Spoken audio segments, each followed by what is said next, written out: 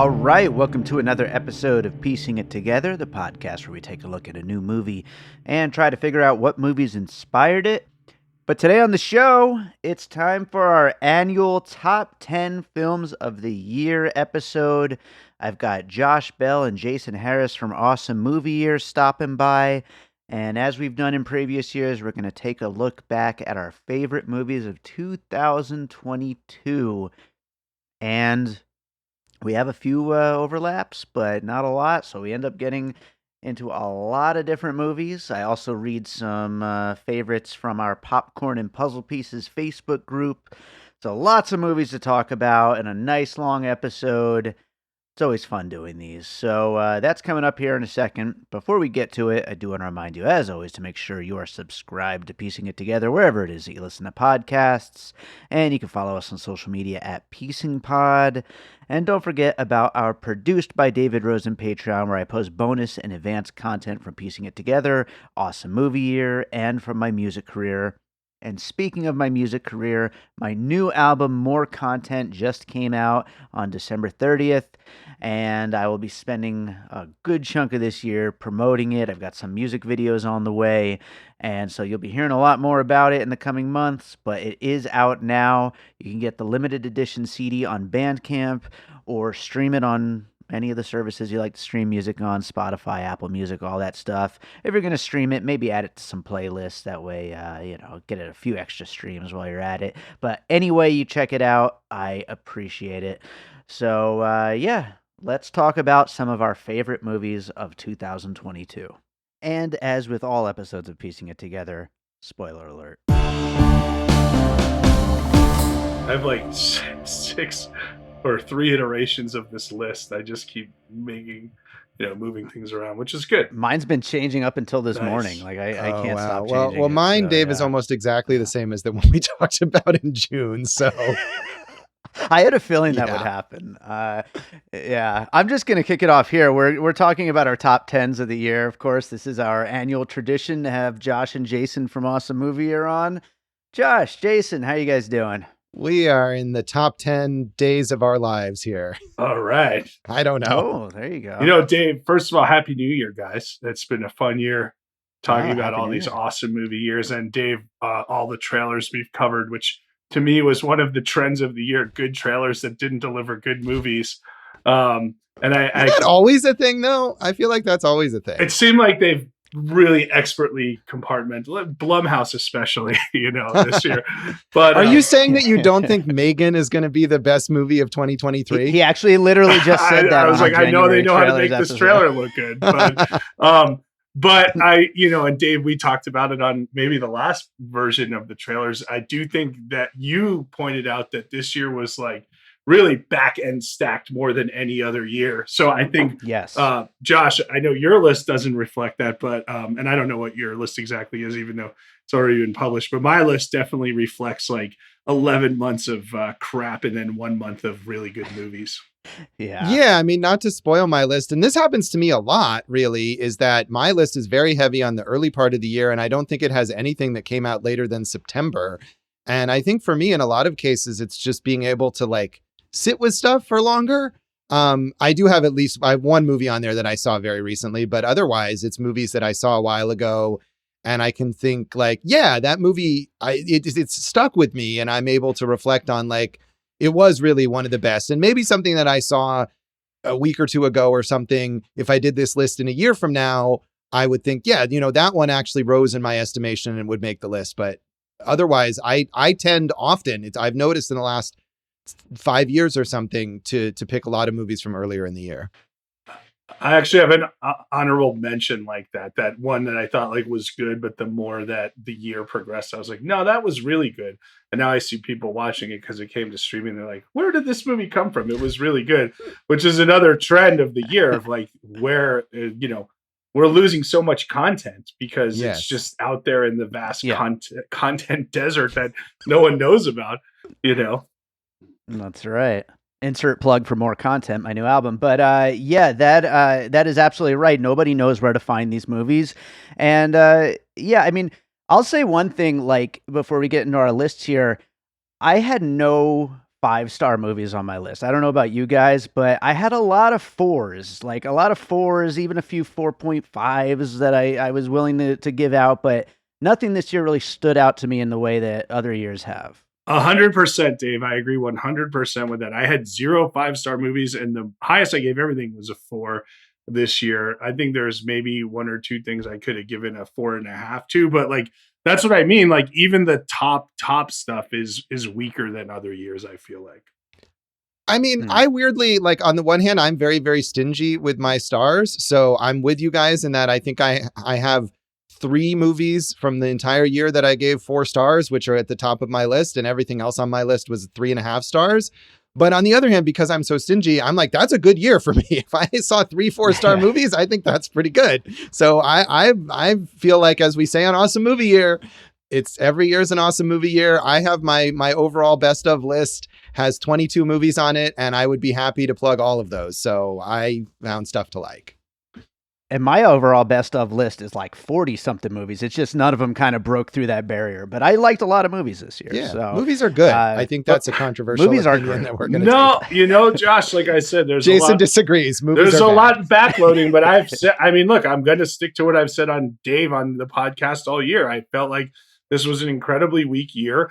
Every month we would look back and be like, did you watch that? And a lot of the times we'd be like, yeah, it wasn't as good as the preview, or no, because we all thought it was going to be good. And then, it turned out that everyone hated it, so I'm glad that the end of the year really surged for me, but like, I did think this was an incredibly weak movie year. And as we know, the mainstream, is just, I mean, it's going to break. It's got to break, at some point in time, because we can't just have all superhero movies all the time. Can't we, though? I guess we'll see. But let's start getting into our lists here. Josh, we'll go with you first. What do you got for number 10? Okay, well, for me, keeping with my theme that I was just saying, my number 10 is a movie that came out in January. That's January 2022. And a movie that got completely lost on streaming because Netflix didn't seem to even think that it was a movie. It's called The House. It is one of one of 4 animated movies on my list. So a great year for animation, a great year for stop motion animation, which this movie is. Yeah. I don't have like Guillermo del Toro's Pinocchio on my top 10, but it is, I think, a great movie. And Wendell and Wild, which was another Netflix stop motion movie, which was maybe not a great movie, but had a lot of fun, creative stuff in it. But to me, this is the best one of the Netflix stop motion movies. It's a 3-part anthology, all 3 parts taking place in the same house in sort of different periods, maybe different alternate universes. The first segment is really, if it were its own thing, is like one of the best horror movies of the year, about this family that is gifted this beautiful house as sort of a Faustian bargain, and they start to become kind of part of the house as time goes on.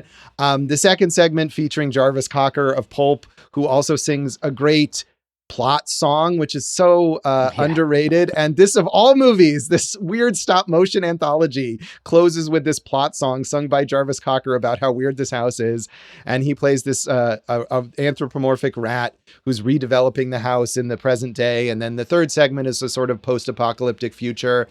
And it goes from this like really disturbing horror to kind of surrealist stuff. There's a big dance number with bugs. And it ends on a kind of a hopeful note. So I've watched this movie twice this year. It's the only movie that I did watch twice this year, which is not something I typically do. And it was for an article, but it held up to me. So it's on Netflix. It's called A Special, even though it is 100% just a feature film. And it's The House. Yeah, and we actually did an episode on this earlier in the year. Josh was on the podcast for that. And like I said back then, I completely agree with you. That first segment, so good. The rest of it didn't work as well for me, but it's still a great achievement. And like you said, it's been a great year for animation. Yeah, totally. And so many different kinds of animation too. I agree with the animation thing. I definitely have this on my still to watch list. I really like, dude, all I did was watch movies this entire month, but this one still isn't there. I do love Jarvis Cocker. My the first feature comedy show that I ever produced was called the Common People Comedy Show after that song. So so I'm excited, Josh, to check it out. Glad it's on your list, buddy. Yeah, at least you can just listen to that Jarvis Cocker song called This House Is, I think, and give you a flavor of the weirdness of this movie. So, Jason, what do you got for your 10? All right, Dave, starting off number 10 for me. It's actually the movie that I was just talking about that I saw in the theater, and I was like, this is good. But then it really stuck with me, and I was like, no, this is really good. And it's Emily the Criminal. And Aubrey Plaza finally is now becoming the star that probably most of us knew she was going to be, showcasing really her dramatic chops between this and White Lotus this year. And I like it. It's just a slight, kind of version of the Eat the Rich. Like this woman is, she is stuck in student debt. She can't make a living because, she's listened to the Bruce Springsteen Nebraska album. So we've all been there before. So she goes the way of, small time criminal. And of course it escalates. And it has two of the great sequences of the year where her criminal behavior either gets her into trouble with other criminals or almost gets her caught. And, it's a first time director, and I was really, really enthralled with his directing style also. So, Josh, who's the director of this one? John Patton Ford is the director, I believe, and also the writer. Yeah. So I like the grittiness. I like the way that the movie worked, and she is a real star. So, number 10 for me, Emily the Criminal. Absolutely. Yeah, I like this movie a lot too. It's not on my top 10, but it's close.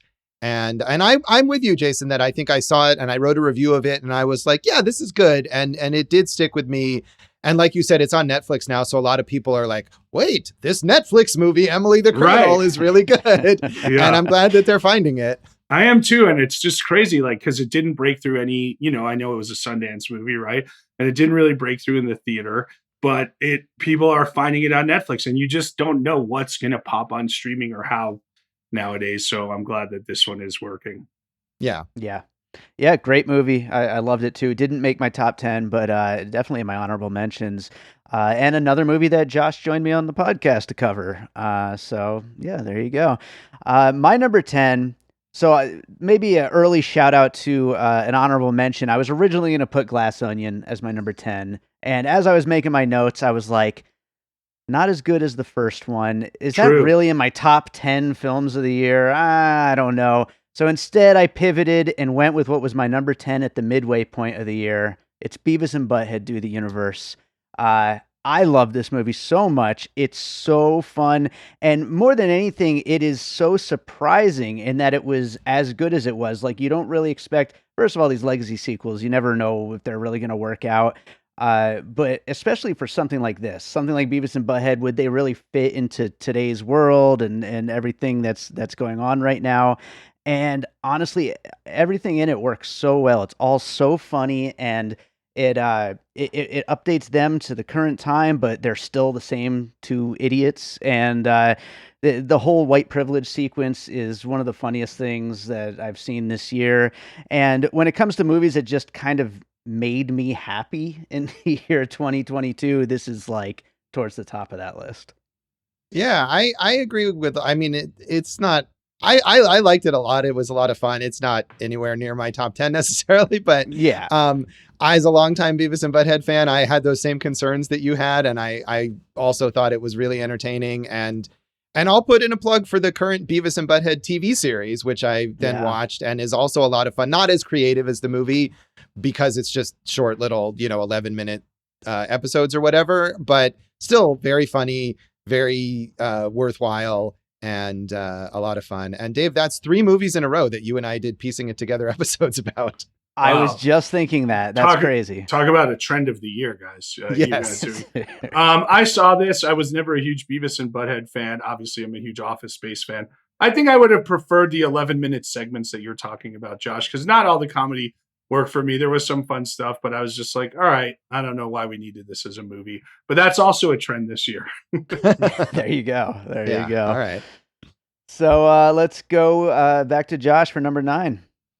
Well, keeping with comedy and mentioning Glass Onion, my number 9 pick is a comedic murder mystery that is, and also in terms of movies that flew under the radar that people missed because they weren't promoted, it's Confess, Fletch, which I didn't see in the theater or review when it came out. I was aware of it, which a lot of people weren't, but it just kind of, I don't know, it didn't seem like something that was all that notable necessarily. And then as all these great reviews poured in, it just moved up my list of something like I have to watch, and it ended up on Showtime. I'm not sure if it's still available on Showtime, but once it was available to watch at home, I watched it. And I've never seen the original Chevy Chase Fletch movies. I've never read the Fletch books, which this is supposedly a more faithful adaptation of, but it's just a really funny movie. It's a clever little murder mystery, but it doesn't get bogged down in the twists and the reveals and whatever.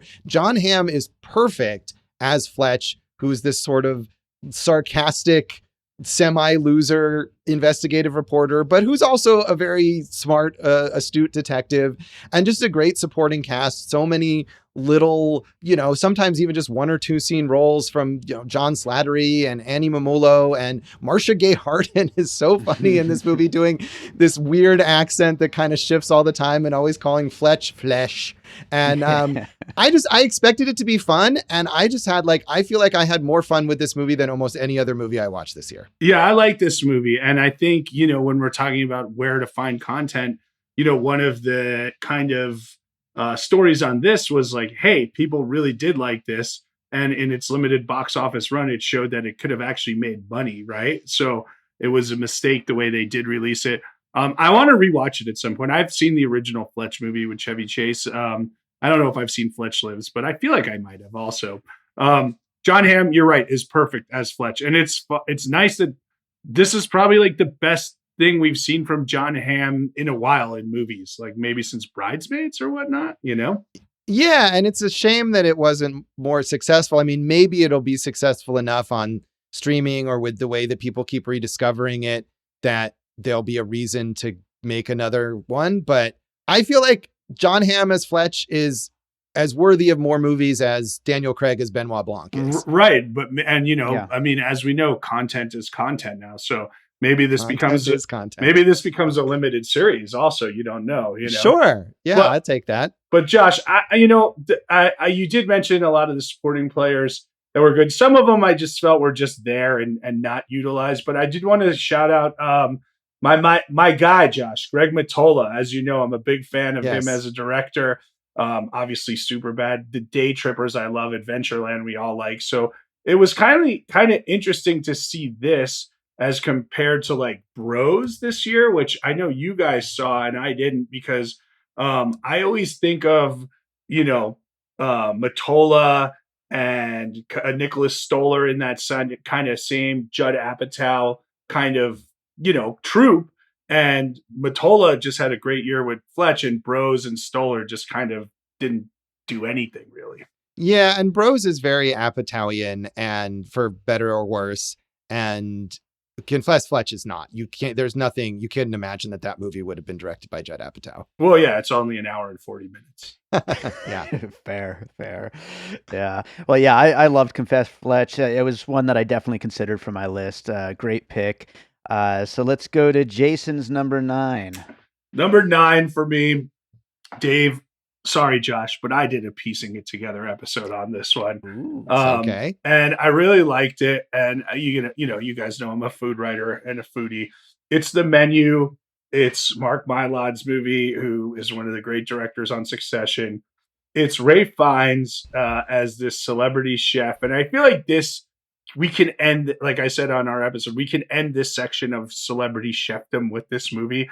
We have to now find different iterations of it, of chef willing to give up everything, including people's lives in this one, to make their art their point. But Ray Fiennes never gets enough credit as what a great actor he is. We know he's a great dramatic actor, but he pulls this off. You see him in the Wes Anderson movies. He's so funny. He's so great. It's a beautiful setting.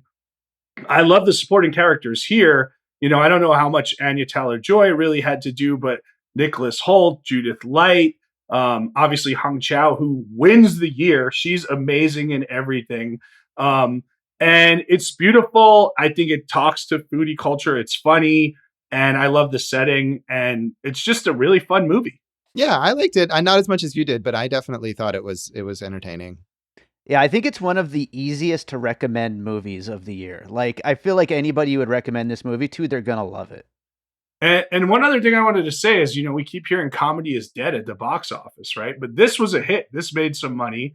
We just talked about how Fletch could have made money. That was so, it's time to get like reimagine what maybe we know, or the studios, what comedy can do. And maybe they're not going to make Avatar style money, but they can still work in the theater setting.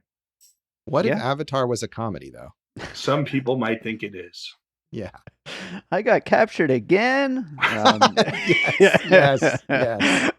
Well, my number 9 is also a comedy, although it's a very weird one. It's Triangle of Sadness from Ruben Ostlund, and is probably the hardest I laughed at anything this year. It's definitely not for everyone because it's a very strange movie. Things are very drawn out, especially in like the first third of it. But it's the rare movie where like you just absolutely have no idea what's coming next. Like from scene to scene, the most ridiculous, weird thing that could happen next is what's coming. In a lot of ways, I kind of felt like it reminded me of like a Gaspar Noé film, but like a light comedy version of that. And again, with the menu, with its themes of, kind of eat the rich and, people that are entitled or just falling over themselves to be as stupid as possible. And it's just a lot of fun. And that whole middle section is just insane. So this won the Palme d'Or this year, right? Yes. That's right. And so I want to say a few things. First of all, it's too long. I mean, it's a 2.5 hour movie. I liked it. I did like this movie, but it's too long. The middle section is great, especially when the boat starts shaking and they're at the captain's dinner. That's one of the most memorable sequences of the year. I do feel like sometimes we get these like commentaries on America and capitalism that are literally that are very a little too on the nose. And in this one, it's two characters just quoting capitalist and Marxist rhetoric towards each other. And I'm like, you can't get more on the nose than that. Josh, were you a fan of this one? No, I hated this. I can imagine that. Yeah. I really did not like it. I did not laugh a single time. The idea that this movie was funny is just sort of beyond me. I found it incredibly annoying and so long. I mean, it's 2.5 hours, but it feels like it's 3.5 hours or whatever. And the whole like the captain's dinner bit that everyone loves. I mean, maybe that's just me and I don't find like bodily fluid stuff funny, and it just goes on forever. And Jason's right, the reading of like capitalist and Marxist quotes back and forth is so tedious and so obvious. And nothing about this movie worked for me. Hey, it's definitely not one that would be an easy recommend. I will definitely say. Do you like the other two in his like capitalistic trilogy? I saw Force Majeure. I never saw The Square. I think I thought Force Majeure was okay, but I didn't really feel strongly about it either way. Yeah. I've only seen The Square. I like this more than The Square, but I thought it was pretty damn good, though. I like that Oslin's still working, in his world, and he hasn't been, kind of commandeered to make Eternals 2 yet or anything. Right. They didn't get him to make the Will Ferrell remake of Force Majeure. Someone else did that. Oh boy. Yeah. Well, let's go to your number 8, Josh. Oh, it's me again. Okay. So my number 8 pick is David Cronenberg's Crimes of the Future, and talk about not necessarily an easy movie to recommend. I love David Cronenberg. I was very excited. This was not only his first movie of any kind in quite some time, but his first movie in, I think, like 20 years that was an original screenplay, and that really harkens back to his early stuff, which is focused on this body horror material. And some of the criticisms were like, this is basically just sort of Cronenberg playing the greatest hits. And I think that's fair, but his greatest hits are great. And I thought this movie was really creative. It's baffling in a good way. You never really know what's happening. This kind of strange future where people are growing new organs and they're doing surgery as performance art. And it's also a movie that obviously didn't have a huge budget. It takes place a lot in these just kind of strange art spaces, but he's great at hinting at there being a fully realized world beyond what he's able to show you. And the performances are all good. I think Kristen Stewart in this movie is one of the best supporting performances this year, just because she is full on weird in this movie. Yeah. And I think she's often at her best when she's able to do that. So I don't know if I can be like, give this a huge recommendation if you're not already in the tank for David Cronenberg, but I really liked it. So I'm not in the tank for Cronenberg. I haven't seen a lot of his stuff, and I did like this a lot too. Oh, good. So when you're saying playing the greatest hits, it's like, well, I don't know most of those hits, so I'm happy to Right. see it, right? But I'm gonna, Dave just did Triangle of Sadness. This is another very international cast, and I Yeah. like that we're seeing a lot more of that. There's two other things I wanted to mention. The ear dance, the ear piece of art was one of the more memorable sequences of the year, I felt. Yeah. And you're talking about the performances, man. Vigo, dude, that dude Yes, he's great. He's so good. Like, this guy should have and Leocido's great too. Like, if either of them had nominations, I'd be totally cool with that. Yeah, and Viggo Mortensen and Cronenberg have worked together multiple times, and obviously they're on their same weirdo wavelength. That's great that they can do that. Absolutely. The things that I liked about this movie, I really loved. It didn't make my top 10, but it's Cronenberg. It's like super Cronenbergy, and Yes. and I love the score. It's one of my favorite scores of the year from Howard Shore. The music is so good. Yeah. So, Jason, what do you got next? Number 8, talking about a movie that's gotten lost. We'll hopefully find an audience on streaming because it did not do well in the theaters, but it's James Gray's Armageddon Time. I felt of all the films that I've seen this year which was another trend, auteurs, taking on their own childhood. This was the best one. I like the realism and the grittiness that he always brings to his movies. It's more of just kind of like a section of his childhood, really, really tight section. And I think Anthony Hopkins, like, he still may be the greatest living actor that there is. And he just delivers so hard. And I love Jeremy Strong, our guy from Succession. And I feel like this is the first thing we see him in where you see like, yeah, this dude's going to be a presence for years. So, I know we have the Fablemans out there, and we have Inarritu's movie, Bardot, right? But I felt like this was the most compelling portrayal. The kids were good. Hey, I'm not going to complain that you used The Clash in your soundtrack over and over. That's the reference to the song that is the title of the movie.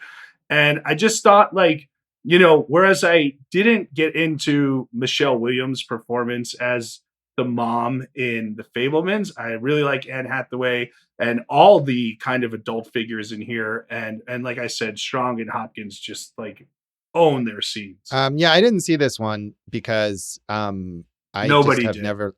Yeah, right. I mean, I certainly was aware of it. And I have a screener, but I have never liked a James Gray movie, so it was kind of low on my list. I wasn't anticipating good things from my perspective, but I'm still curious about it. It's one of my favorite James Gray movies, and I would echo everything that Jason just said. I think it's really great. I think the two kids in the lead, Banks Rapetta and Jalen Webb, they're both like two of the best like young performances I've seen this year, and it's a really interesting, great story. And I completely agree. It's like the best of these actors looking back at these directors looking back at their own childhood. It's a really interesting story, and I'm glad you brought it up, Jason. Thank you. Did you have any others you mentioned of the young performers this year? Did you have any others that maybe from another movie that we should be aware of? I'm trying to think like off the top of my head. That is here. a category in Jason's hated Las Vegas Film Critics Society Awards. Is it best young performance? Yeah. Who did they give it? performance. Who did they give it to? I don't remember who won. I mean, I think it was from the Fablemans, wasn't it? it might have been. Yeah. And he's good. And these kids are great. I think maybe the one that the movie I thought was okay, but Frankie Corio in After Sun, she's really, really good. Yeah, so the winners actually this year I think was the first year that they divided it into a male performer and female performer, and the winners were Gabriel LaBelle from The Fablemans and Frankie Corio. So cool. There you go. There you go. Yeah. I voted. What did I vote for? This movie, The Innocents, which is this like Norwegian horror movie. The main kid from that is really, really good.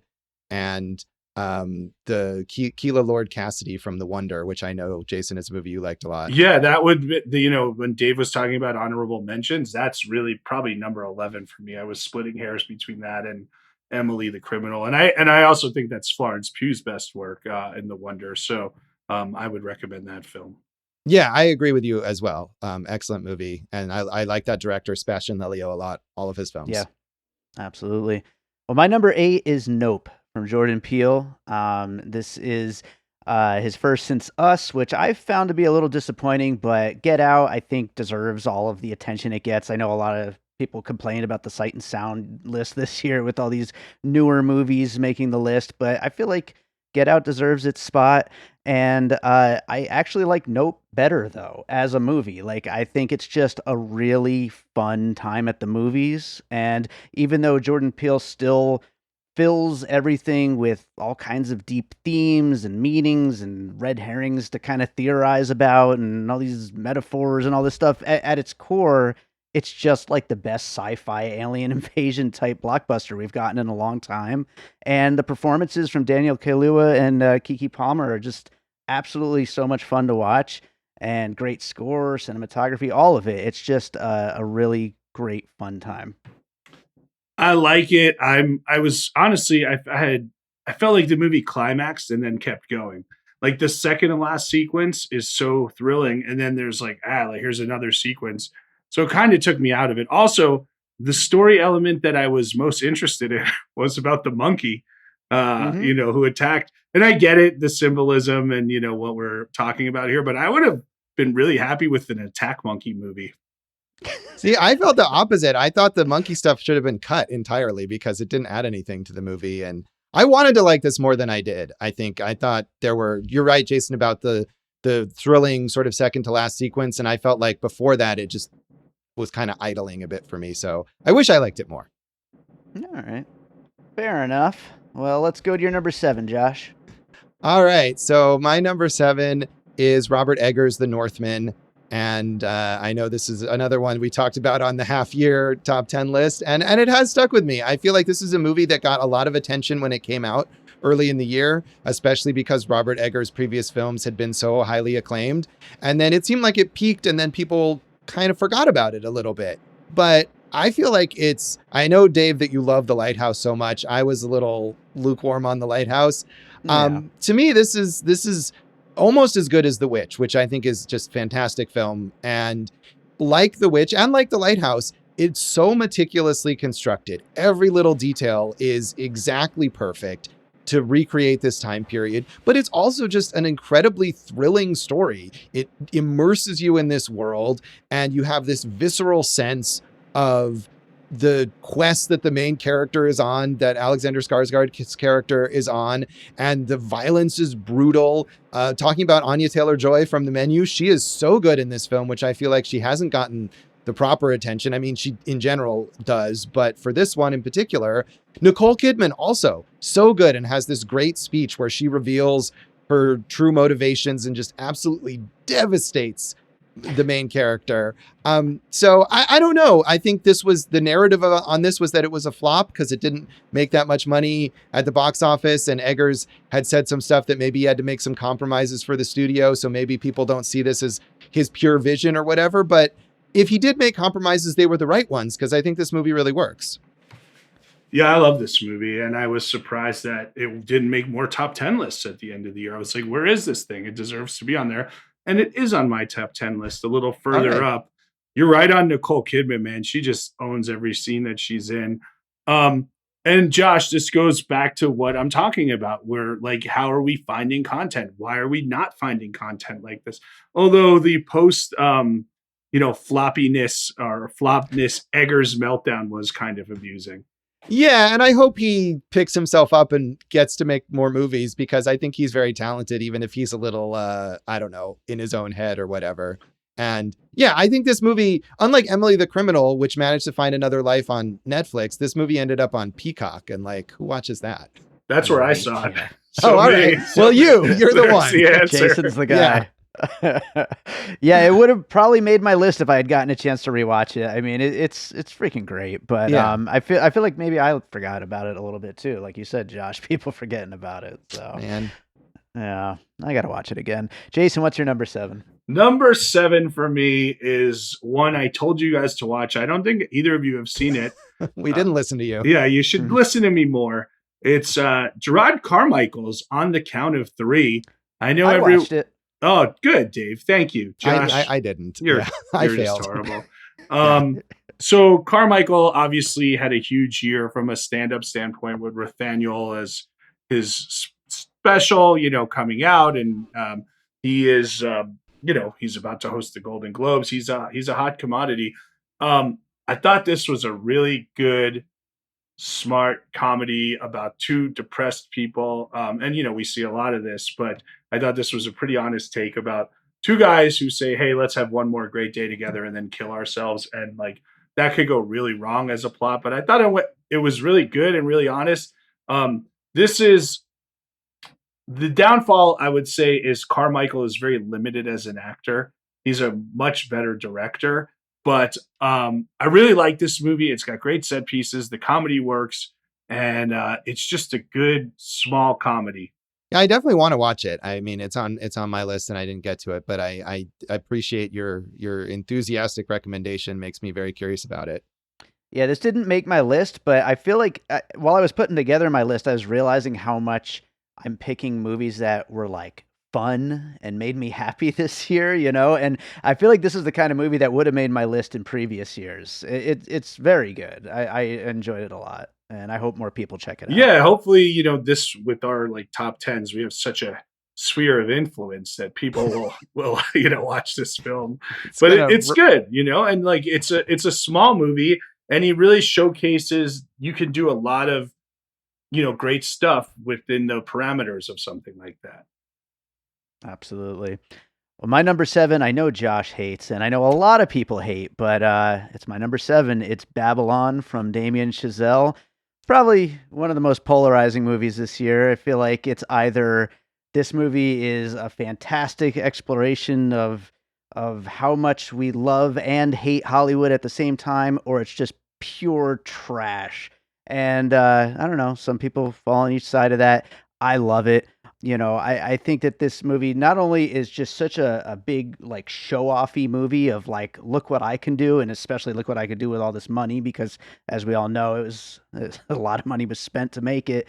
But it's fun, it's exciting, it is funny, it is a beautiful story for anyone who really like cares about movies and movie making in Hollywood, and it's a big swing, and if you appreciate big swings, I feel like you should really get something out of it, even if maybe not all of it works for you. Yeah, I wouldn't say that I hated it. Okay. There were parts that I really liked.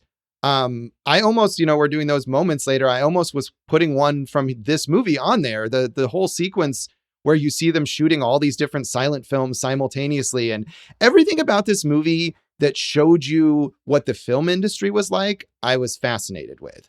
Mhm. All the rest of it, I thought was kind of self-indulgent garbage. So, Okay. and Yeah. there's too much more of that for me, I think. And, it made me want to I felt like I could have spent 3 hours watching 2 silent movies or something, or 2 pre-code movies. I would have been had a better time, but I wouldn't say Yeah. that I hated it.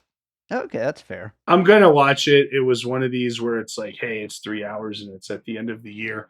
And it is polarizing. I know, like Dave, you said big swing. When people say that, I would love to see Chazelle take on something that he doesn't write and see just what he does as a director with it. Well, he didn't write First Man.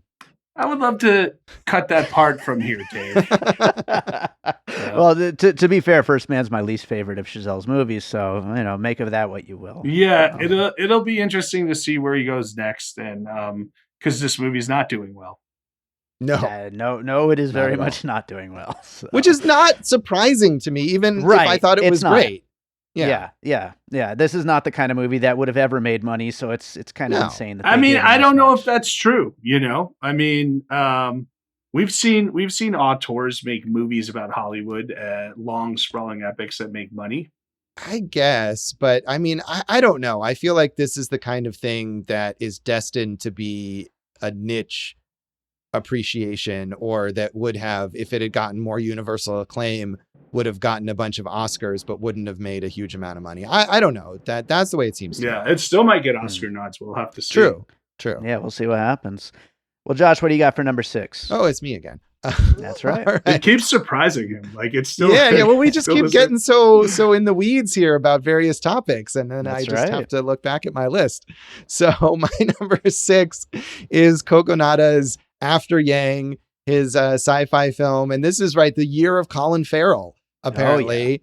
And to me, and I don't know if the Banshees of Inisherin is going to come up here later. I won't be bringing it up. And to me, this is his best performance, and just a really great movie. And I think one of the things that I love about this is that it's a sci-fi movie about feelings. It's not an action movie. It's not a thriller. It doesn't have a bunch of plot twists, all of which are things that I like. But I think the idea that this is a movie set in the future that is about a family dealing with grief, that is about the impact of technology on the way that we interact with each other, is just fascinating. Kogonada is a great visual director. I mean, this is only his second film, but between this and Columbus, he's so good at constructing spaces within the frame in terms of how he shoots, but also the set design, the blocking, everything about this, the costuming. And this is a future that is the opposite of so many futuristic movies, which are always very clean and very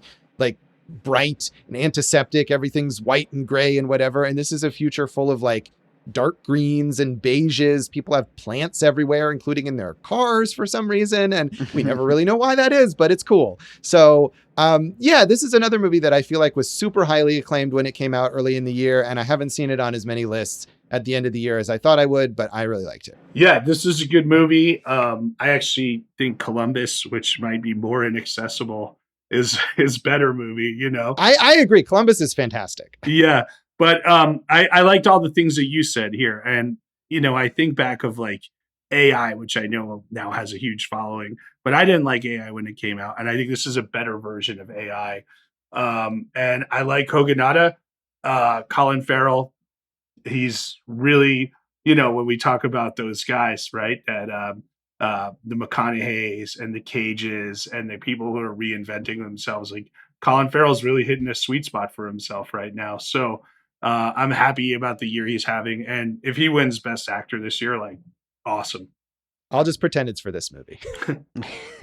Fair enough. But yeah, it's really good. I was a little confused on some of it, like you know, the themes of it and whatnot. I kind of want to revisit it one of these days because it's very beautiful and I love the score and he's great in it. And it's an interesting movie. I need to check it out again sometime soon, I do actually. too. But one thing I really liked is it wasn't just like, here's one robot or one clone. They had all these different types of AI life. And I thought that was really Yeah. interesting. Yeah. Yeah, it's like a I whole mean, again, sci-fi world. Like, right, like Crimes of the Future. This is a movie that doesn't have a huge budget, but it gives you the sense of so much else going on beyond the scope of what it's showing. yes, exactly. Well, Jason, what do you have for your next one? Oh man, number 6. I watched it, and Josh, like you were saying, movies that just stick with you. Like maybe this one more than any this year is sticking with me. It's Park Chan Wook's Decision to Leave, which I can't honestly say. Like if you asked me to explain everything in there, I wouldn't be able to do it.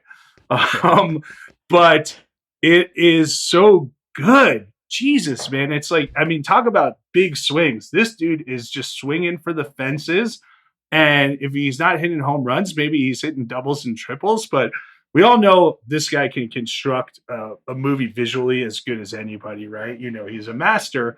And this story of a detective who is investigating a murder and falls for the suspect, and then like halfway through the story, we just cut to a year later and they kind of come back into each other's lives. And you get to this like really depressing, but beautifully shot ending. Like this movie, just like, this is what movies this is what I want from movies, right? Like I want the big swings. I want stuff that's affecting me. I want people to take these chances. And when they work to this extent, like it's just like that's the beauty of the art form. Yeah, I feel like I needed to maybe watch it again because, like you said, it is a lot of it is hard to parse at times, and you have to pay close attention. And I think I was a little tired when I was watching this movie. That is a tough way to watch this film. Yeah, I mean, I had to review it, so it was one of these scenarios where it was like, I got to watch it right now, whether I want to or not. This is the time, and I really liked it. I love Park Chan-wook, and I agree with you. Like the way this movie is constructed visually is just outstanding, and even small things. I mean, there's, I think on Twitter people are passing around. There's this one like interrogation scene where you see the two characters and then you see them also in a mirror behind them. And I don't even know if Jason, I don't know if you noticed this, but I think I missed it in the scene watching it the first time, the way he shifts the focus so that one character in the mirror and the other character in the foreground are in focus. And apparently this was like an incredibly elaborate process to do this. And it's just a small interrogation scene where you might not even see it. But even in that moment, he's like meticulously constructing this thing. I didn't notice it. I can't wait to watch that again. I mean, you know, we look back at Old Boy and that like tracking shot fight scene and everything and how influential that was. Like he's ahead of his time, I think, with everything. Yeah. He's amazing.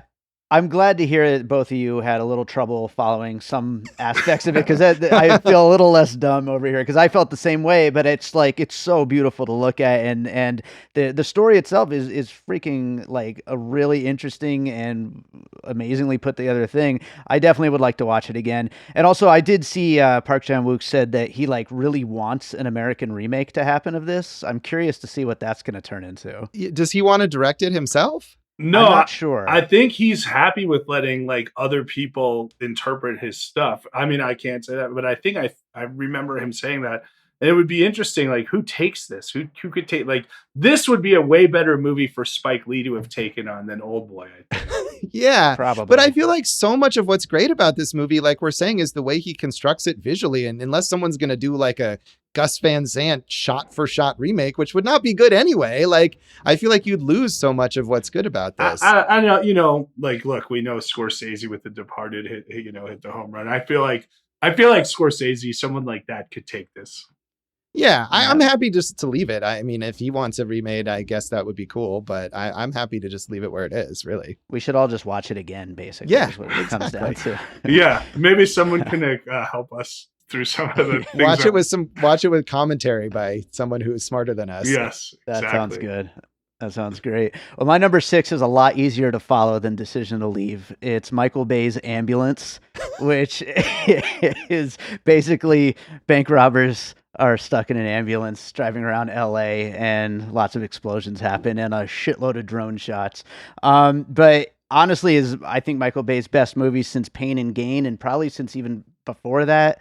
It is just nonstop. Like if you like anything about Michael Bay, this is it. Like this is him recapturing all of that, and it's just so ridiculous, so nonstop, and just crazy.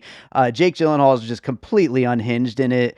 Yahya Abdul-Mateen is like a perfect action star, like straight man, and then Isa Gonzalez kind of like steals the movie from the both of them. I mean, she is just so good in it, and we do our top moments later. I have 3 different ones, but if I was to do a 4th, it would be the spleen surgery scene in this movie, which is just ridiculous. I heard audible just like screams from the audience during this movie at that point. It is just it is such a great theatrical experience. And the drones, whether you're in or not on them, I mean, he does it like nobody else I think could have possibly done it.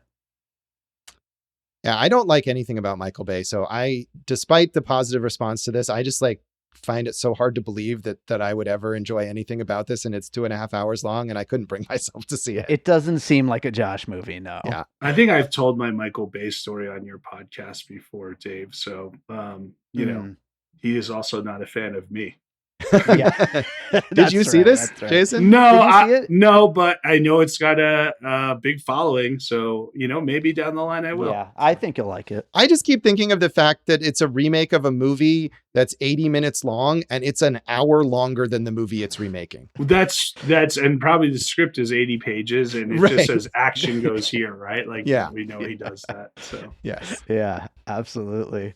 Well, Josh, let's go to your number 5. All right. Well, I'm back to animation for my number 5 pick, which is Pixar's Turning Red from Domi Shi. And weirdly, even though this is a movie about a girl who turns into a giant red panda, I feel like this actually fits in with the whole trend of filmmakers making movies about their own childhoods, because this is heavily influenced by Domi Shi's own childhood. It takes place in 2002 in Toronto. And it's very much informed by her Asian Canadian background and the conflict between these traditionalist parents and this 13-year-old girl who just wants to enjoy her boy bands and go to a concert. And the panda thing is a maybe obvious, but also super effective metaphor for adolescence. And, going back to what you're talking about, Dave, about movies that just make you feel good, this movie is so fun. It's so entertaining. It's Pixar, so of course it looks gorgeous. The voice acting is super energetic. Like all these young actors who are, children actually playing children, which is not always the case in animated films, are great. The original music, which Billie Eilish and Phineas created for the boy band, is super, super catchy. And it's just a movie that makes you feel good. And so I think, unfortunately, again, the theme of things being lost, Disney at the last minute decided this was going to be a Disney Plus only movie. And I don't know if it would have done well in theaters, but I certainly think it was more deserving than Lightyear of getting a theatrical release. So it's on Disney Plus. I hope people are watching it. It's so weird because I'm a big Pixar fan and I like this movie, but I didn't love this movie. And I'd have to rewatch it to figure out what my criticisms were, but I do remember I had some. And it's fine. But people love it and I am not people.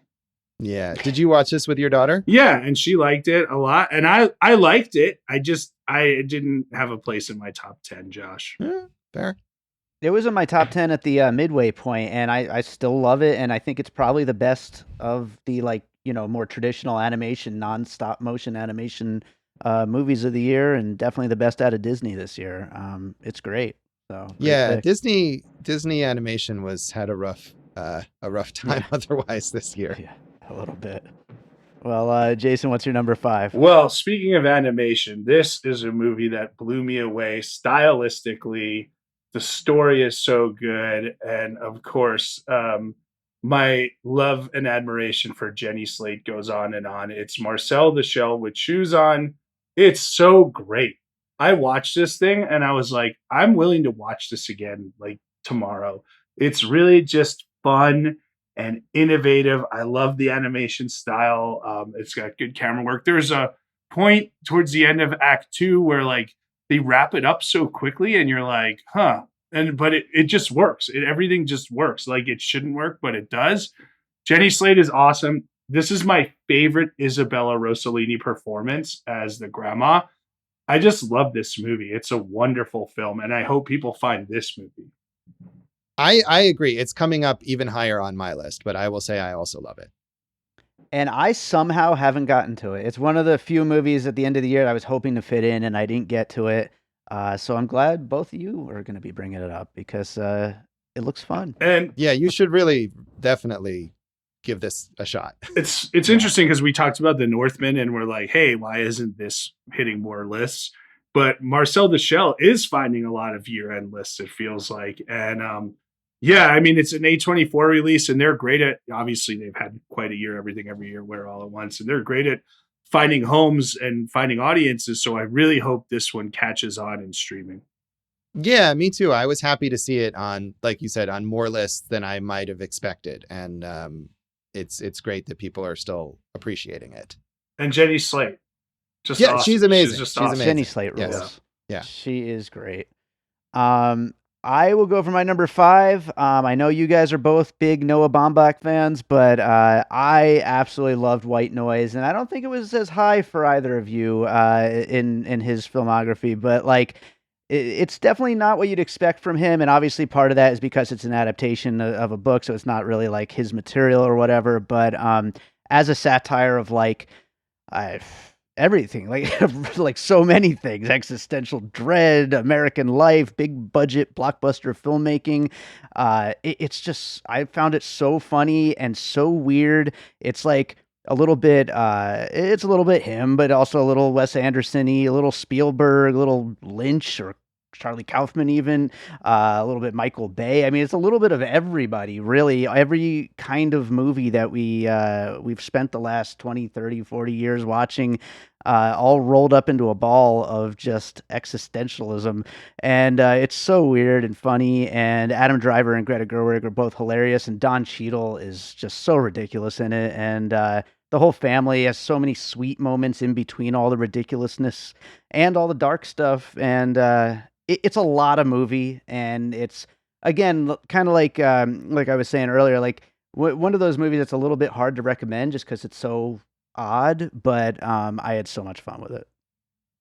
Yeah, I liked it too. I didn't have it on my best of list, and I do love Noah Baumbach, but this is, like you said, is nothing like any of his other movies. I appreciate that he took the big swing, like you're talking about, Jason, and made a movie that's unlike his other movies and shows that he has the ability to make something this epic and this visually inventive and whatever. I did like it a lot. I didn't feel like I necessarily got it all the time, but I was always interested in it. Right on. I also like this movie. I'm gonna say it might be my least favorite Bomback movie because it's the most un-Bombackian of him, you know. But you want to talk about moments? I will have a piece of a moment here in our moments of the year. It's got a lot of good stuff. Just as an entirety, I'm not sure it all worked for me. Yeah. Right on. That's fair enough. Josh, number 4. So, continuing with animation and with the theme of filmmakers exploring their own childhoods, my number 4 is Apollo 10 and a Half, A Space Age Childhood, Richard Linklater's film about growing up in Houston in the late 1960s as the space program is getting ready to launch its mission to the moon. And this is another movie where I don't know why no one has remembered this film. Netflix seems to have not really cared about it, even when it first came out. They did nothing at all for it in terms of an awards push. And I don't understand why, because this is all what Linklater is really, really good at. He's made multiple movies inspired by his own upbringing. And I feel like this movie can sit right alongside Dazed and Confused and Everybody Wants Some. It's sort of the prequel to those. Here we're seeing the version of Linklater as a 10-year-old, and we had him in high school and we had him in college, and there's a continuity to these films, even though the characters are not actually the same.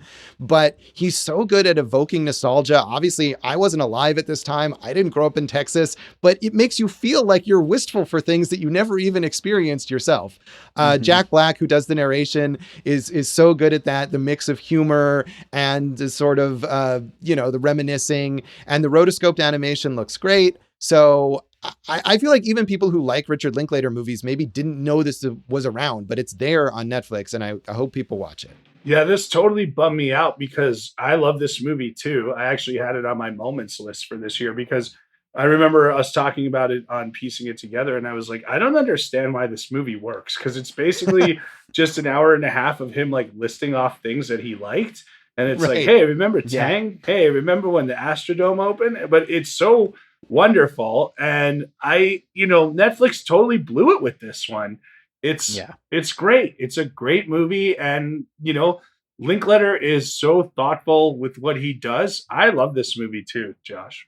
Yeah, I'm glad to hear it. I know you're a big Linklater fan.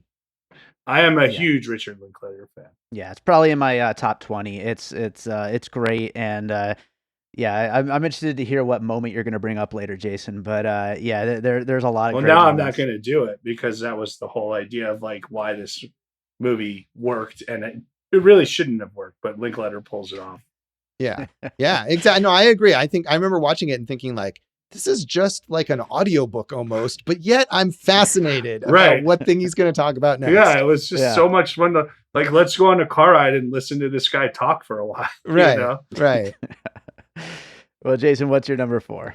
Number 4 for me is Dave. Actually, I think you might have at one point said it was the most fun you had at a movie theater. I love this movie. It's The Unbearable Weight of Massive Talent. Nick Cage, as I call it, the Cage of Enlightenment. It's so much fun. I think people are saying, "Oh, he's in on the joke now," and it's like he's been the one creating the joke, dudes. Like you're catching up to him now, you know. And this utilizes him and his penchant for comedy so well. And I just thought like the idea of like, hey, Nick Cage going to a party, super fan there, that was enough. I was really worried that like when they turned it into like, you know, this kind of like you know, crime movie or like, you know, buddy cop type thing, it wasn't going to work, but it just all escalated so wonderfully. And I believe this is another first time director, Tom Gormican, right? And Yeah. it's so much fun. And I mean, honestly, between this and Pig last year and Color Out of Space, was that what that one was called, right? And you know, he's just rolling. I know we're the next one doesn't look so good to me, the Western, but it's nice that people are finally catching back up to him. Yeah, I thought that movie was fun. I think I wasn't on board with it as fully as you were, but I did enjoy it. And I think you got to shout out Pedro Pascal, because the reason the whole buddy cop bit works is because Pedro Pascal is 100% in it with Nicolas Cage the whole time.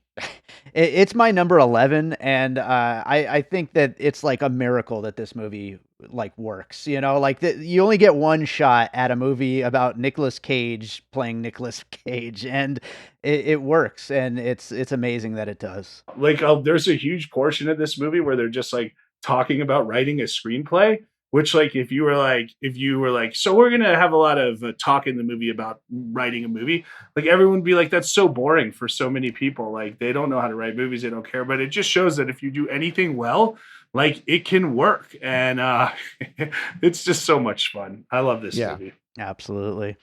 Well, my number 4 is a little movie on Shudder called Deadstream. From Joseph and Vanessa Winter. Everybody told me this movie is basically Evil Dead 2 if it was a found footage film. And I was like, yeah, sure, whatever. You know, there's no way. Every time I hear a movie being compared to the Evil Dead movies, it never lives up to it. This movie absolutely lived up to it.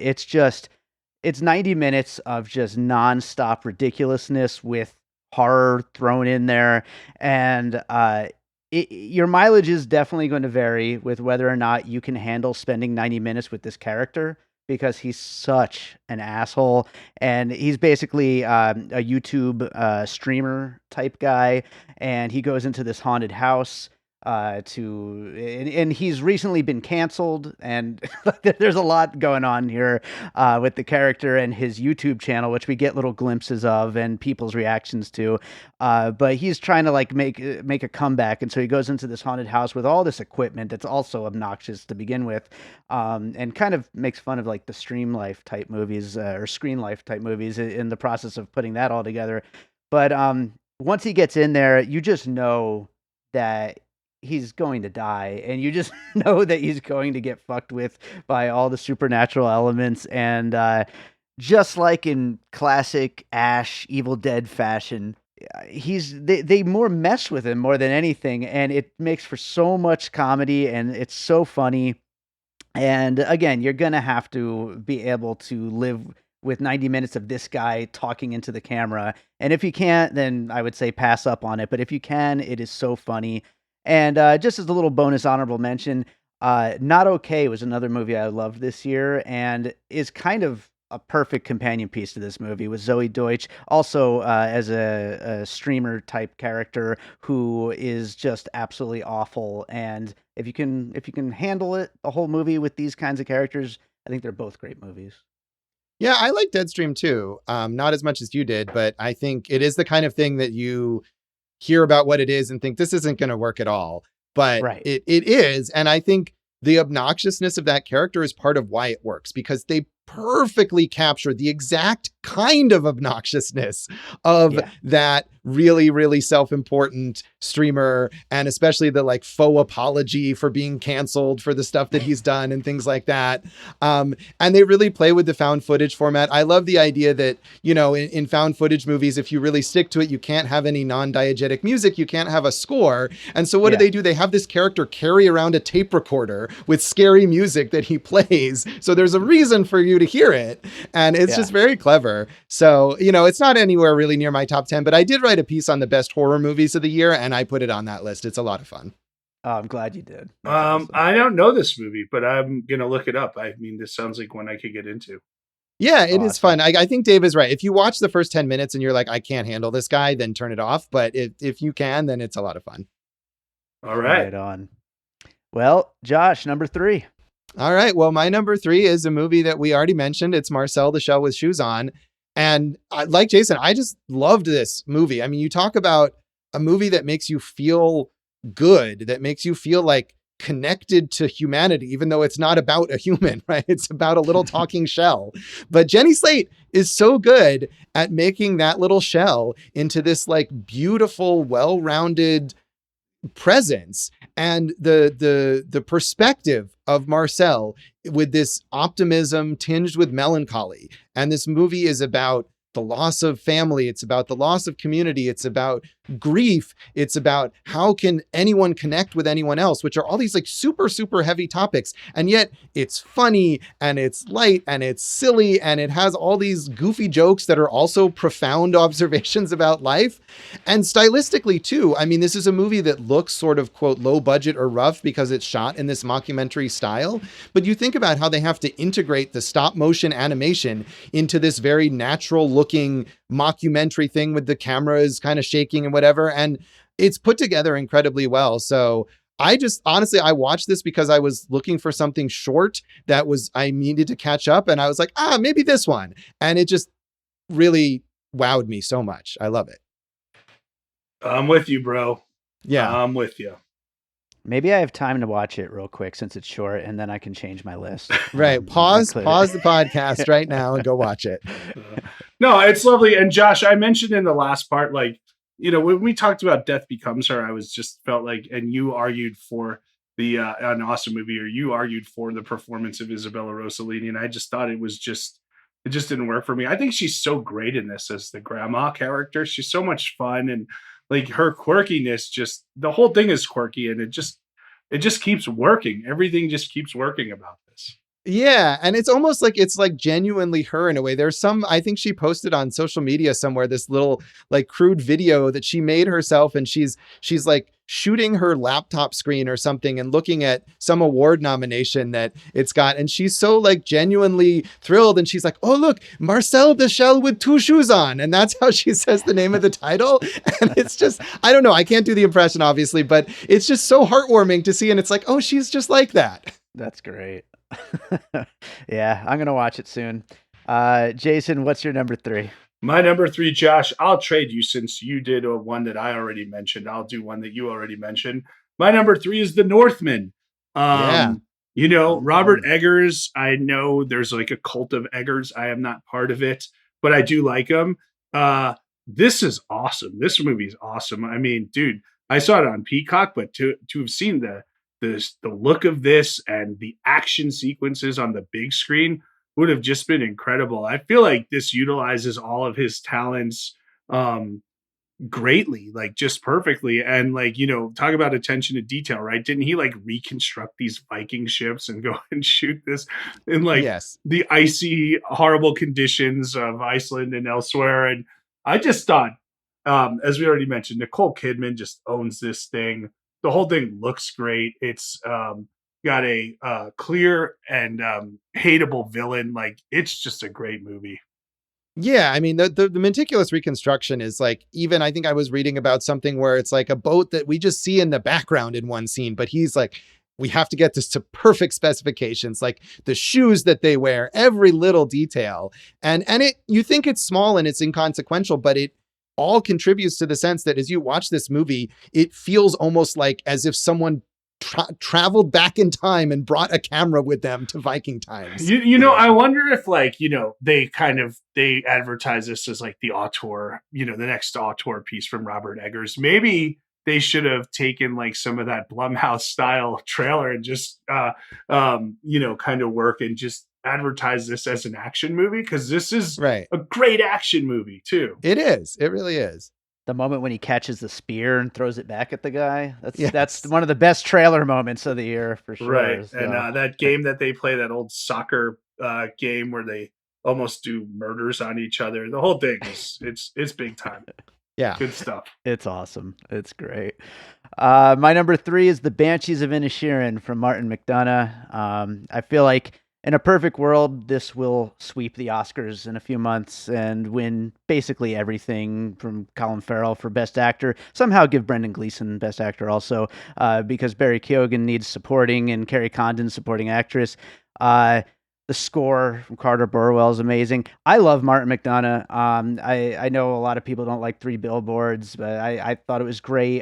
Seven Psychopaths was my favorite movie the year it came out. In Bruges, like, he's great, and this is one of his best, definitely. The two leads are, of course, what it's all about, though, is Colin Farrell and Brendan Gleeson, and they're so great and so much fun to watch.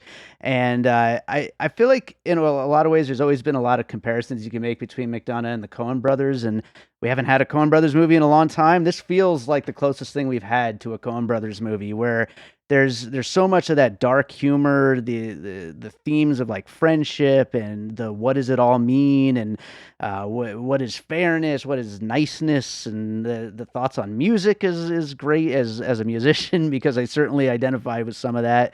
And it's just everything and everybody in this movie is firing on all cylinders, and I'm glad that it seems like most people kind of are in that same boat. Yeah, I wish I could be in that boat with you.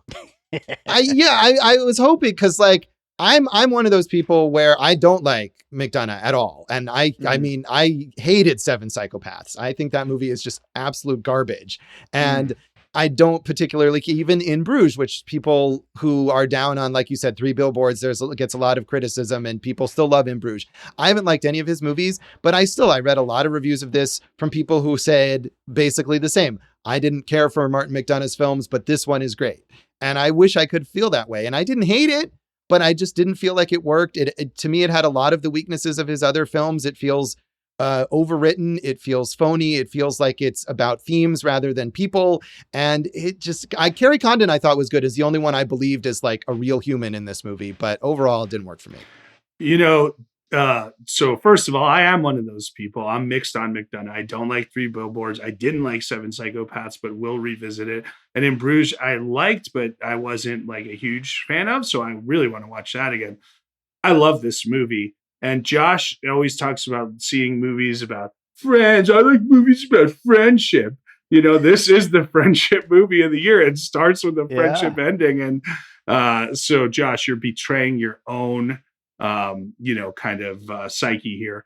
I love this movie. I think the fact that it takes place on an isolated island and in Ireland like adds to it. Again, we're talking about a small place, a contained environment, and he just makes the most of it. It looks beautiful. The acting is all there. As I already said, I think Colin Farrell should win Best Actor, and Kerry Condon grounds the whole piece. Like, she's amazing in it. Like, this is a great movie. Yeah, I mean, I don't need to continue to harp on this movie that you guys both love, but I will say the movies you're right, Jason, I love those movies about friendship. I love them. They're the opposite of this movie. They're movies about the power and greatness of friendship. And this is a movie about people where I don't understand why they were friends in the first place, and I don't understand why they become enemies. And none of it, I think, echoed what I love about great buddy friendship kind of movies. Yeah, I mean, I think all those things are clear why they are friends in the first place. It's a tiny island. It's just proximity. I mean, honestly, that's part of it. And then one of them just wants to move on because of his, penchant for leaving behind some great piece of art. But yeah, this made me laugh a lot. I like these style of movies. Like, I'm not gonna lie, I'm trying to make a movie in Ireland that's got nothing to do with this time period, but is very like kind of small and features just a few main characters, and it's a lot of walking and talking stuff. So This one really did it for me. I've read the script of Jason's Ireland movie that he's trying to make, and I think it's much better than Yeah. the Spanish are in. Wow. So there we if go. McDonough wins for best original screenplay, maybe we can use that as a selling point, Josh. There you go. You should. Yes. Josh, what's your number 2? My number 2 is Ty West's X. And this was my number 2 at the half year. And this is one that, like, at the half year, it had stuck with me. I watched it, I think, Dave, the night before we recorded that podcast and just loved it. And I still love it. Ty West has had this amazing year between X and Pearl, which I also think is really good. And I think has sort of overshadowed X on a lot of like top 10 lists and things like that. But I liked this more, and I've loved Ty West. I think The House of the Devil and The Innkeepers were both like top 10 movies for me the years that those came out. And I just think he's so brilliant he's obviously someone who has a deep, deep understanding of all the horror traditions. And so this is a great recreation of the Texas Chainsaw Massacre and other grindhouse movies from the 1970s. But it's also got much better character development and acting than those movies often did for other reasons. But I think he's so good at combining the aesthetic of those older movies and not just feeling like he's in a cover band. Like, he's also doing his own thing. The performances are really good here. Mia Goth, of course, is having this amazing year. She's got the dual roles in this, and she's great in Pearl. Jenna Ortega also having an amazing year as this new Scream Queen. She's really good in this film. All of the performances, I think, are really strong. Stylistically, it's so creative, and it's scary. It's an intense slasher movie. It's got cool, gory moments. So I just loved it. To me, the best horror movie of the year and one of the best movies overall. So I'm not a huge horror fan, as you know, but this is also one of my trends of the year. Is like when we're talking about taking big swings, I feel like horror is the genre that's doing it. You know, you got Barbarian this year, and what's the other one I'm thinking of, Josh? Smile? Sure, we'll take that one. Okay. There was Resurrection, the Tim Roth movie, which whether like it or not, just insane plot twist in there. You know, I like this movie. Again, he's a great filmmaker. You mentioned the 2 of the 3 leads. I think Brittany Snow also gets credit for reinventing herself as kind of this indie type darling who's really starting to show up. Kid Cudi does a good job in this movie as an actor. Yeah. You know, I think everyone's good. You know, Stephen Uri obviously as the old man, right, Josh? Yeah, that sounds right. Yeah. So, but thank you, Josh. Thank you for that. And I also like the way it tied together. I mean, it's a little obvious at the end how it ties together, but it worked for me. And Ty West is just a really interesting filmmaker. Yeah, I'm glad that he's having this huge success because, like I said, I've been really into his films for a long time, and those movies are always like they're good. Like, they're popular indie horror movies, but they hadn't broken beyond that. And I'm glad that he is now. All right on. Yeah, no, I like both X and Pearl. They're both really good. And I guess we'll see how they wrap it up next year with Maxine. I can't wait for that. Yeah, hopefully it's good. Yes. But Jason, what's number 2? Dave, my number 2 is a movie called The Banshees of Inisherin. I have so much to say about it. I've already said it. I love this movie. It's delightful. I'm with you. If it can win all the Oscars, I'm for that. But we'll see what gets nominated. But just love this movie and was so happy to see it. It was just a delight to sit through, and it's smart and it's funny. And right, like you said, the tech team and the on-screen team are just firing on all cylinders. Just a great film. Yeah, I'll just add also some of the best animal acting of the year in this movie. Well, so I that will. In there too. Yeah, it is good animal acting, but not the best animal acting of the year, Dave. Yes. Well, this is the year of the donkey. I feel like we've mentioned already 2 of the 3 big donkey movies from this year. I will be mentioning the third in our All right. in our moments. Nice. Okay, cool. Well, my number two is a movie that I know that Jason doesn't like, but I'm going with it anyway. I had to choose between story and spectacle for my number two and number one because they're honestly they could be tied, but I decided I had to go with my number one as what it is. So number two is 3,000 Years of Longing from George Miller, which is the movie that I feel like meant the most to me as a creative person, as somebody who cares so deeply about making something, about making art, and I do consider my music to be like storytelling. And the way that George Miller tells this story about the power and importance of storytelling and how important it can be to people is something that I feel like people just either didn't understand, didn't connect with. I'm not quite sure what it is. I know the movie was probably not sold correctly. It was sold as the next big action epic thing from the Mad Max Fury Road guy, and it's definitely not that movie. And I know a lot of people were too hung up on it, quote unquote, being a romance between a genie and a woman, which is also not what the movie is at A all. gin. And yes, a djinn. And either way, genie or djinn, it's not that. But what it is a celebration of how important stories are to people. And it is a wonderful story of that. And Idris Elba and Tilda Swinton are perfect. And I'm convinced that in 10 to 15 years, this is going to be a movie that gets majorly reassessed and people are going to come around on. I mean, I'm going to disagree with everything you've said there, Dave. As I Thanks, said in Jason. piecing it together, this was my most disappointing film of the year. And part of that is the way that they did advertise it. It was really, they advertised it as another George Miller action piece, which, Right. he's the best, but we know he can make awesome movies in other ways. Babe, Pig in the City is a great movie.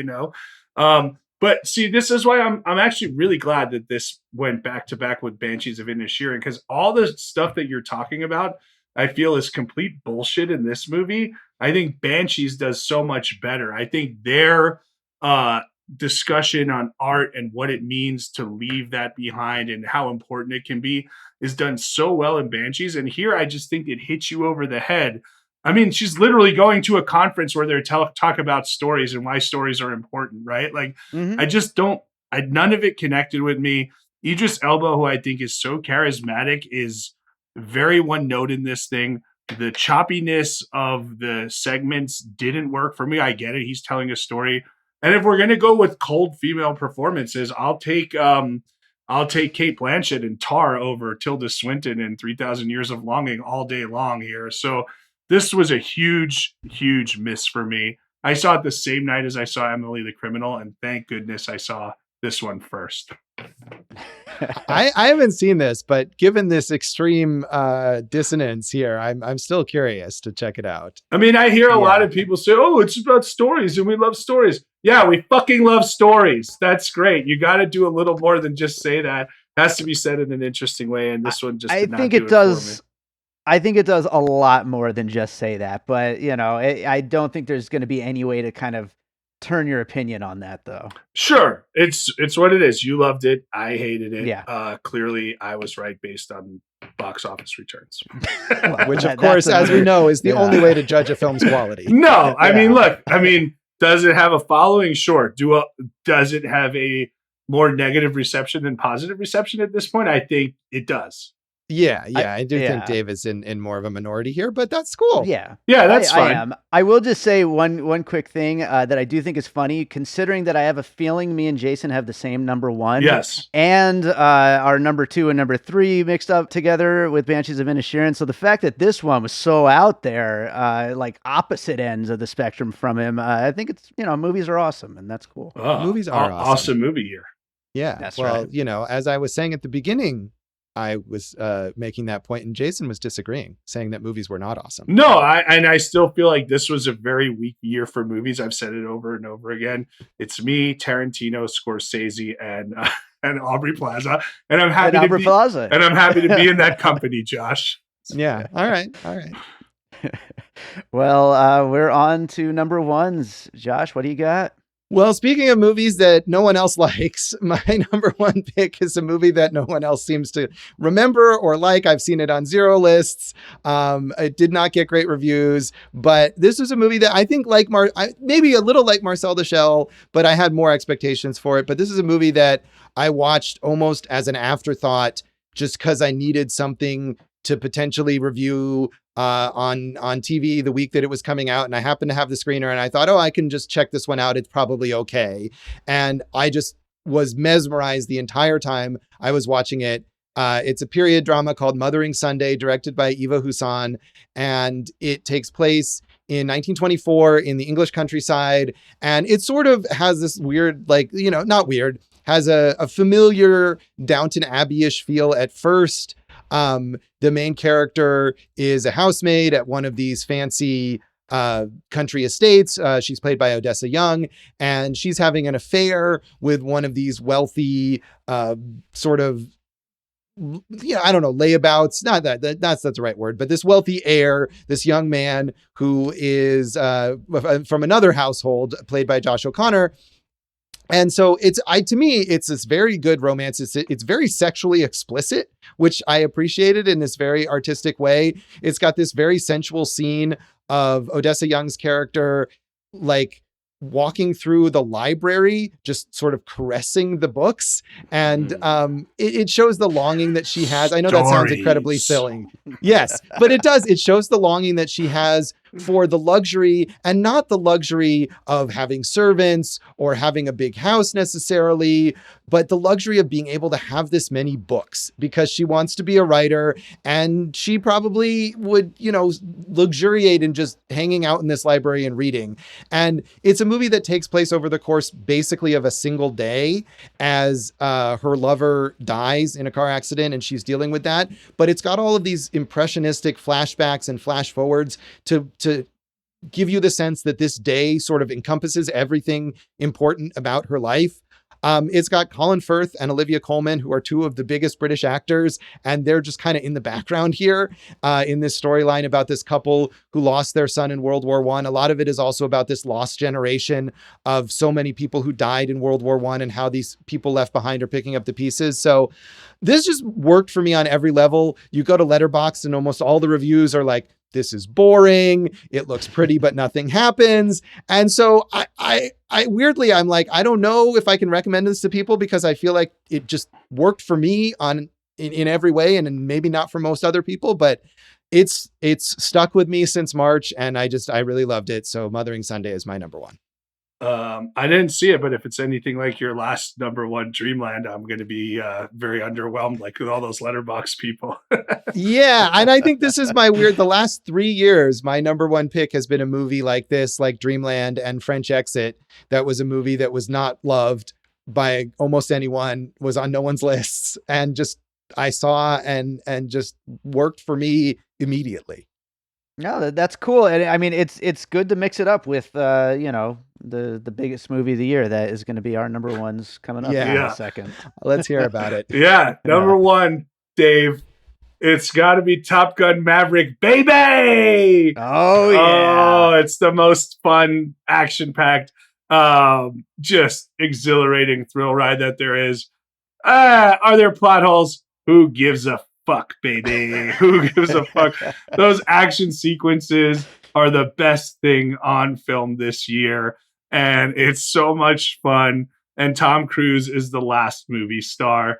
Top Gun Maverick, number one, and the world agrees.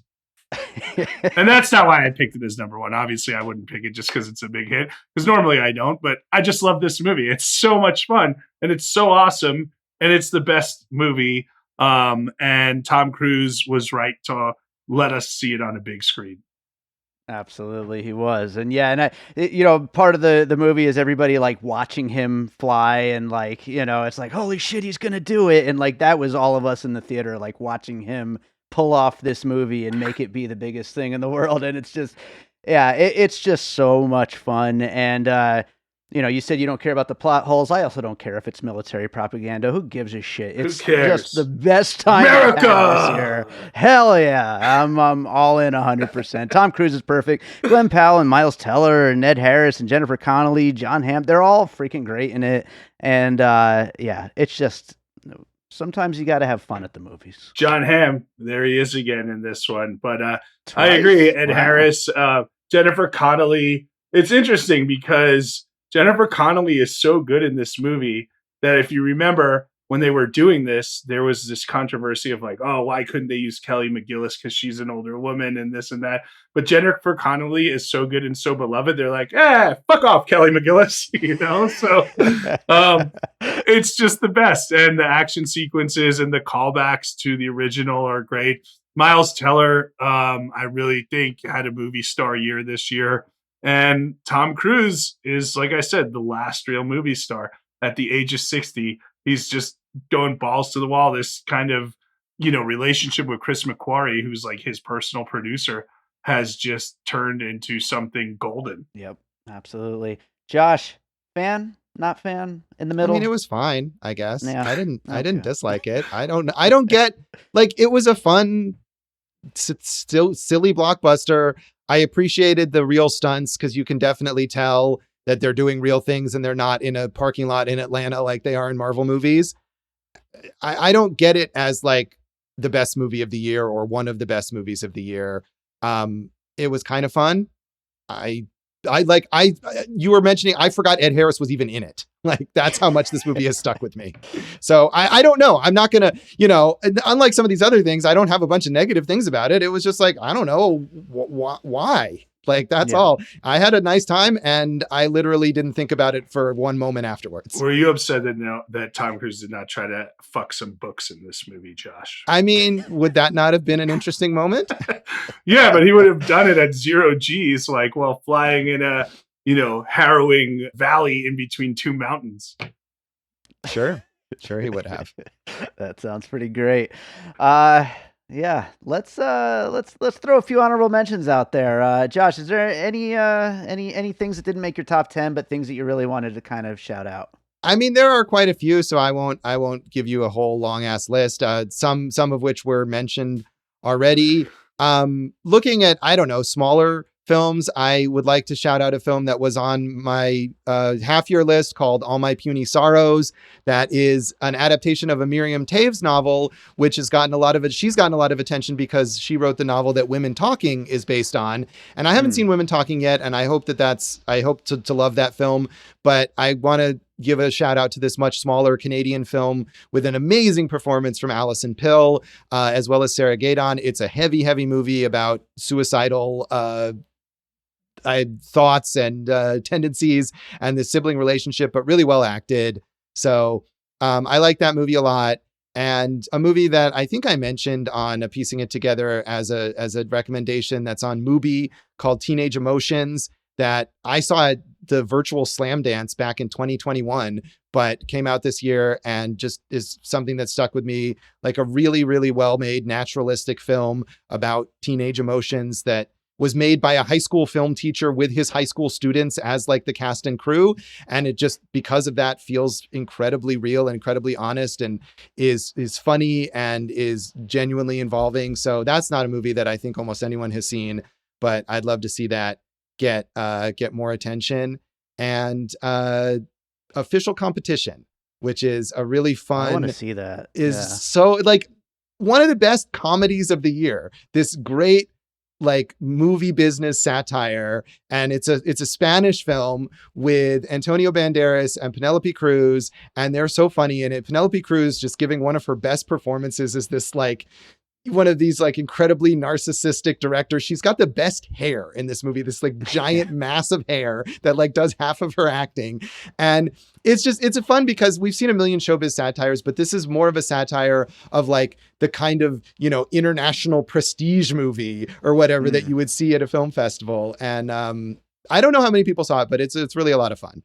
Yeah, I'm really looking forward to that. I'm going to probably watch that like in the next week or something. But yeah, great ones. Jason, how about you? Any honorable mentions? I'll give you some honorable mentions. And again, I'm talking about themes here where are the documentaries, guys? Where are the documentaries? Oh, I think what we're having is a crisis in really just great documentaries right now, because all of them have been turned into 8-hour limited series, and something that could yeah. be a fun, hour and a half, 2 hours is now just bloated. So to Yeah. see a great documentary is much tougher.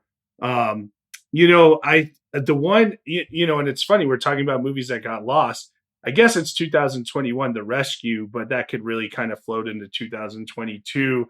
I believe it's the same filmmakers who did the Free Solo movie, right? And it's about the rescue of the Thai soccer team, the boys soccer team who got trapped in the cave. And speaking of lost movies, whatever happened to that one that Ron Howard made with Colin Farrell and Chris Hemsworth? Like, that should have been a blockbuster, right? And nobody even knows Yeah. what that movie is, I And it's pretty guess. good. I mean, it's very mainstreamy, but it's a good movie. I watched Is it a Chris couple weeks Hemsworth in it? ago. I don't know. No, it's not It's Hemsworth. Viggo Mortensen is in it, right? Yeah, We Viggo talked about earlier. Mortensen's in it. Yeah, well, see, Yeah. that's how lost it is. I didn't even know who the co-stars Yeah. were. I didn't see it. I But I mean, it. it's big stars. It's Ron Howard. It's a real life Right. harrowing tale. It should have been a hit. I didn't see that one, but I did love The Rescue. Fire of Love is an interesting one. The Territory is interesting. I think we all see that all the beauty and the bloodshed is probably going to win everything. And I thought that one was good, not as perhaps good as the others. But I miss this, like, a few years ago, Dave, we were doing like top 5 documentary episodes, and I don't think we're Yeah. there this year. So that's one of them. I think, Everything Everywhere All at Once doesn't need me to champion it because it's done so well for itself, right? Yeah. But I mean, it's got so many memorable sequences. I didn't love it as much as a lot of other people, but again, if I ever win an office trophy, I know what I'm going to do with it now. And the last one I want to mention is Kimmy, Steven Soderbergh's movie with Zoe Kravitz. Again, I think a lot of filmmakers, maybe because of the pandemic, have been making these smaller, more contained movies. And this is, a thriller. It's got elements of technology. It's not a screen life movie, but a lot of it does take place on the screen. And it's just a really good version of showing how Soderbergh can really make great movies with very small, limited kind of surroundings and small stories.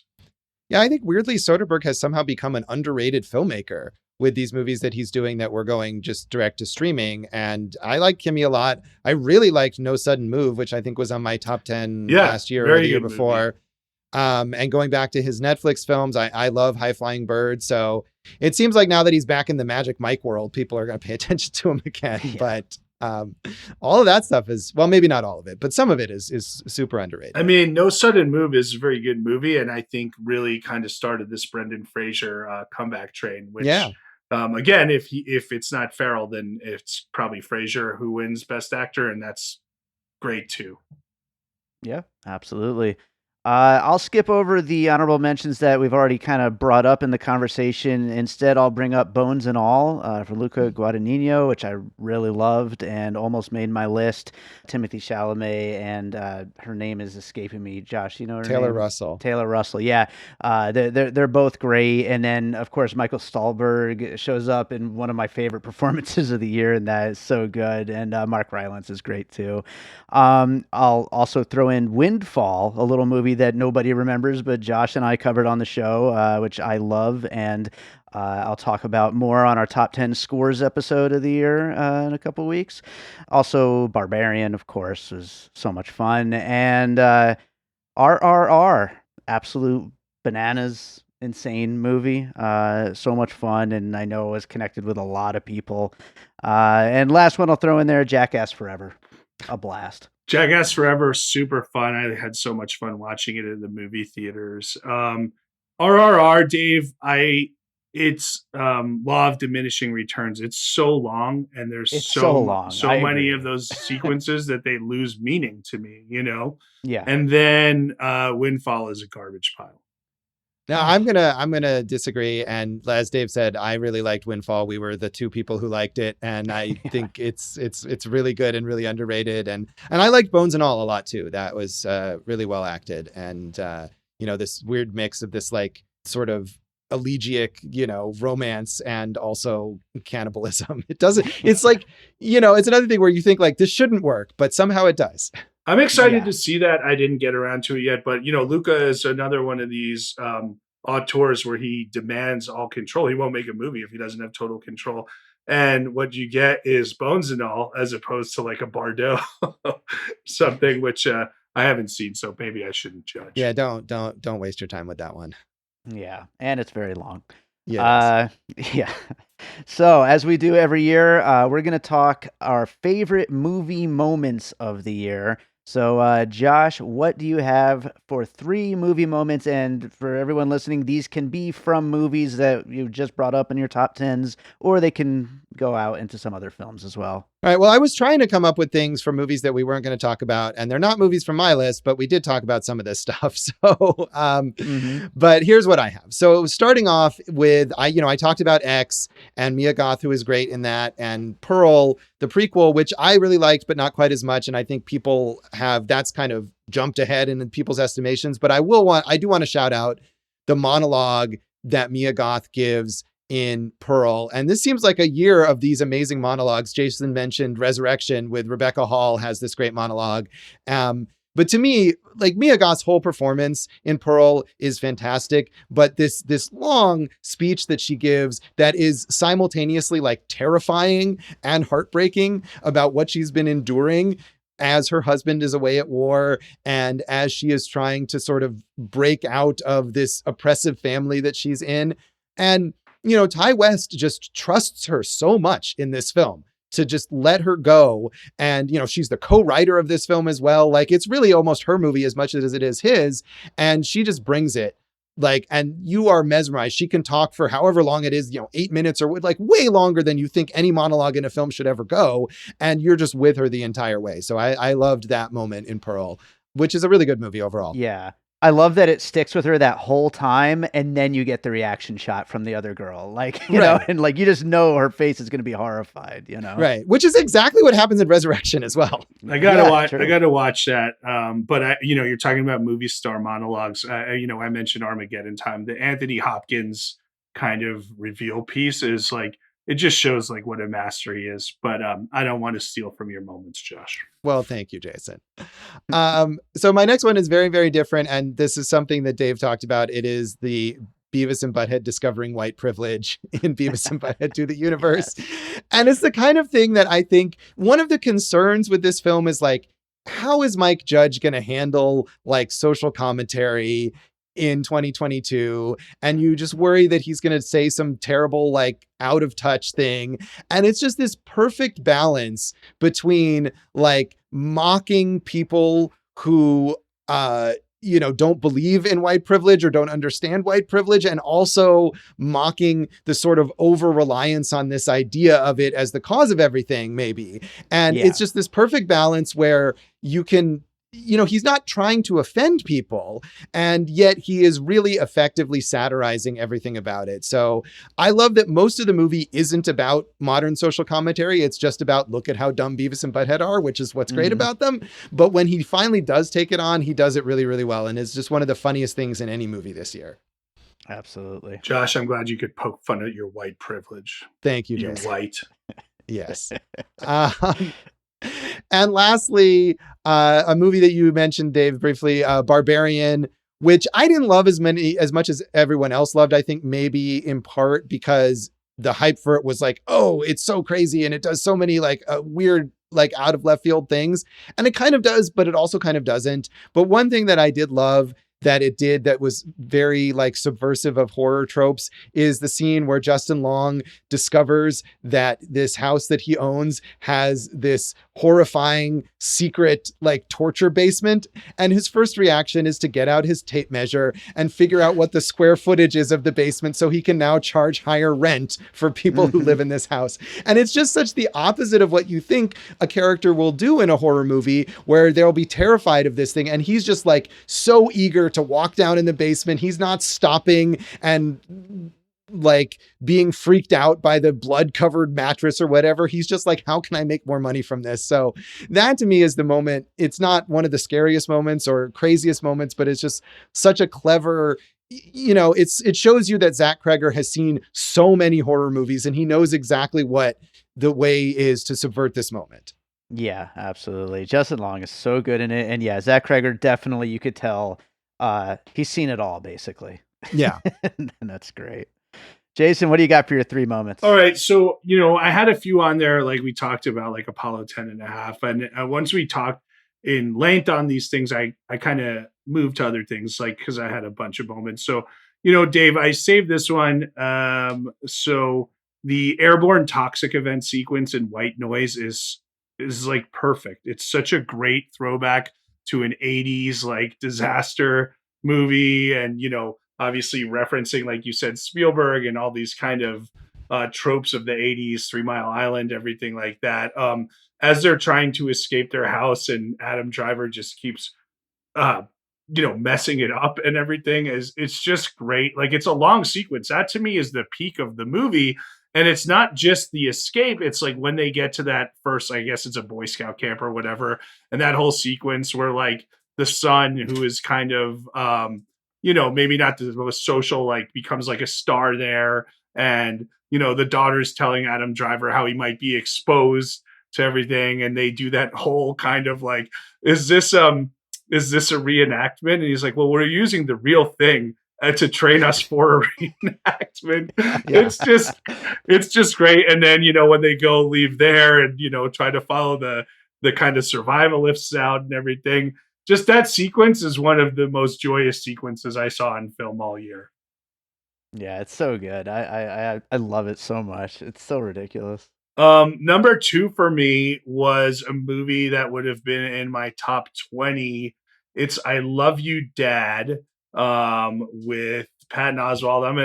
I'm gonna get this guy's name right. I Love My Dad, is it? That's what it's called. Yeah, I love my So dad. not I Love You, Dad. So James Morosini is the writer director. Again, I feel like I like him better.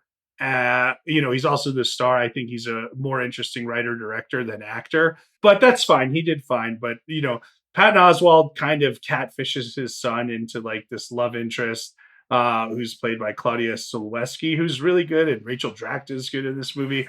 But there's this scene where obviously they're messaging each other, they're texting each other, and they start sexting each other. And the kid thinks it's the love interest, right? So we see it in his perspective of like what they're doing, him and the woman, right?